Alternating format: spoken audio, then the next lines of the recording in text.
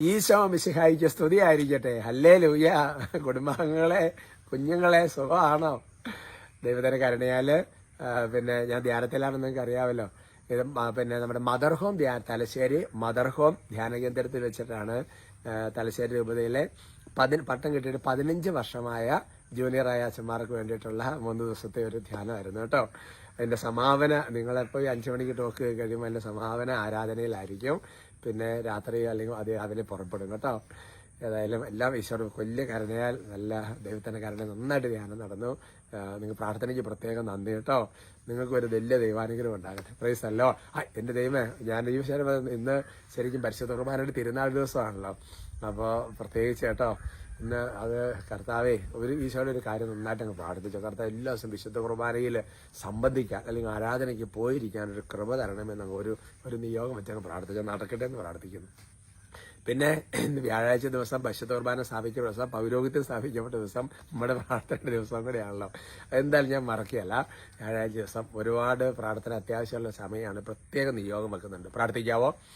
നന്മ നിറഞ്ഞ മറിയമേ സുസ്തി, കർത്താവ് അങ്ങയോട് കൂടെ സ്ത്രീകളിൽ അങ്ങ് അനുഗ്രഹിക്കപ്പെട്ടവളാവും. അങ്ങയുടെ ഉദരത്തിൻ ഫലമായി ഈശോ അനുഗ്രഹിക്കപ്പെട്ടവനാവും. പരിശുദ്ധ മറിയമേ തമ്പുരാന്റെ അമ്മേ, പാപികളായ ഞങ്ങൾക്ക് വേണ്ടി ഇപ്പോഴും ഞങ്ങളുടെ മരണസമയത്തും തമ്പുരാനോട് അപേക്ഷിച്ചു പറയണമേ. അമേൻ. Praise the Lord.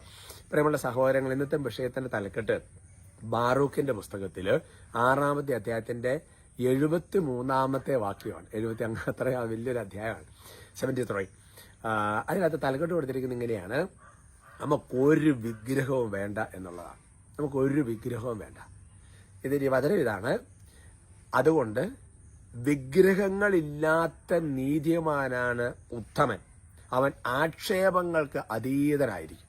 നല്ലൊരു വചനമാണ് എന്ന് പറഞ്ഞു കഴിഞ്ഞാൽ, അവിടെ വചനം എന്ന് പറഞ്ഞാൽ അന്യദേവന്മാരെ ആരാധിക്കുന്ന ബിംബങ്ങൾ ഇതൊന്നും നമ്മളെ രക്ഷിക്കുകയില്ല എന്നൊക്കെയുള്ള കാര്യങ്ങളാണ് പറയുന്നത്. പക്ഷെ അതിന്റെ ഒരു അവസാനത്തെ സ്റ്റേറ്റ്മെന്റ്, അതിന്റെ ഒരു കൺക്ലൂഷൻ ആയിട്ടാണ് അവിടുത്തെ കോണ്ടെക്സ്റ്റിൽ പറയുന്നതെങ്കിൽ നല്ലതാണ്. നമ്മൾ നീതിമാനാണെങ്കിലും നമുക്ക് ചില വിഗ്രഹം ഉണ്ടാകാൻ പാടില്ല. വിഗ്രഹങ്ങളില്ലാത്ത നീതിമാനാണ് ഉത്തമൻ. ഉത്തമൻ എന്ന് പറഞ്ഞാൽ ആരാ? അത് പേരല്ല കേട്ടോ. ഉത്തമൻ എന്ന് പറഞ്ഞാൽ നല്ലവൻ, അല്ലേ? ബെസ്റ്റ്, അങ്ങനത്തെ ഒരു അർത്ഥത്തിലാണ് ഉത്തമൻ. അപ്പോൾ അത് ആരാന്ന് ചോദിക്കും? വിഗ്രഹങ്ങളില്ലാത്ത നീതിമാൻ. നീതി പ്രവർത്തിക്കുകയും ചെയ്യണം. പക്ഷെ നമ്മൾ എന്നറിയാവോ, അവൻ ആക്ഷേപങ്ങൾക്ക് അതീതമായിരിക്കും. ഞാൻ ഒരുപാട് മനുഷ്യരെ ഞാൻ നോക്കി കഴിയുമ്പോൾ എന്റെ ജീവിതമൊക്കെ അടക്കം പരിശോധിച്ച് കഴിയുമ്പോൾ കാര്യമെല്ലാം നീതിയായിട്ടും കരിയറായിട്ടും എന്നെങ്കിലും നമുക്കറിയാതെ ചില വിഗ്രഹങ്ങൾ ഉണ്ടായി വരും. എന്ന് പറഞ്ഞാൽ അന്യദൈവ ആരാധനയൊന്നും അല്ല. ഒരുപക്ഷെ നമ്മുടെ മിനിസ്ട്രി തന്നെ നമുക്കൊരു വിഗ്രഹമാവും.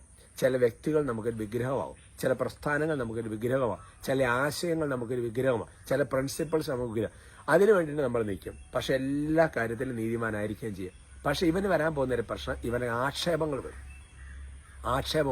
ആക്ഷേപങ്ങൾക്ക് അതീതനായിട്ട് നിൽക്കണമെങ്കിൽ നമുക്കൊരൊറ്റ ഒന്നേ ഉള്ളൂ, ഈശോയാണ്. അതിനപ്പുറം അനുമാനമൊന്നുമില്ല.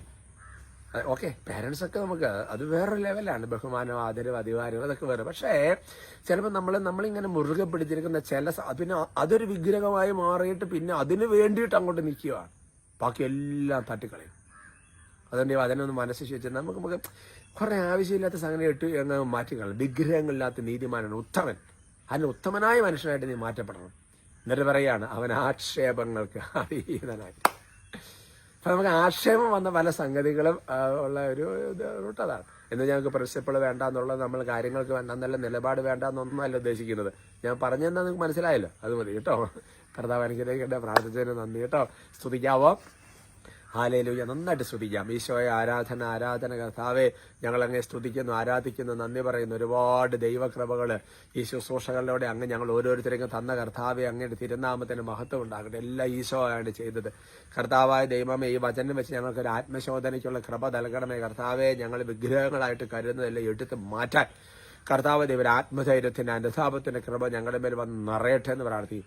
കർത്താവ് എനിക്ക് വേണ്ടി പ്രാർത്ഥിച്ച് ഇവരെ ഈശോയുടെ നാമത്തിൽ ആശീർവദിക്കുകയാണ്. കർത്താവെ ഈ ധ്യാനത്തിന് വേണ്ടി പ്രാർത്ഥിച്ച ഓരോരുത്തർക്കും കർത്താവ് ഈ ധ്യാനത്തിൽ ചൊരിയപ്പെട്ട അഭിഷേകത്തിന്റെ പങ്കു കൊടുക്കണമേ. ഈശോയുടെ നാമത്തെ വീണ്ടും ആശീർവദിക്കുന്നു.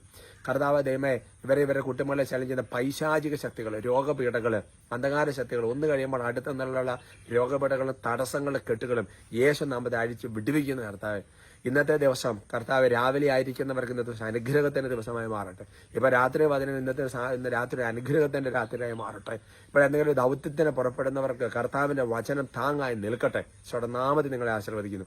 നമ്മുടെ കർത്താവ് ഈശോ മിശിഹായുടെ കൃപയും പിതാവായ ദൈവത്തിന്റെ സ്നേഹവും പരിശുദ്ധാത്മാവിന്റെ സഹവാസവും നിങ്ങൾ എല്ലാവരോടും കൂടെ ഉണ്ടായിരിക്കും, ഇപ്പോഴും എപ്പോഴും എന്നേക്കും. ആമേൻ.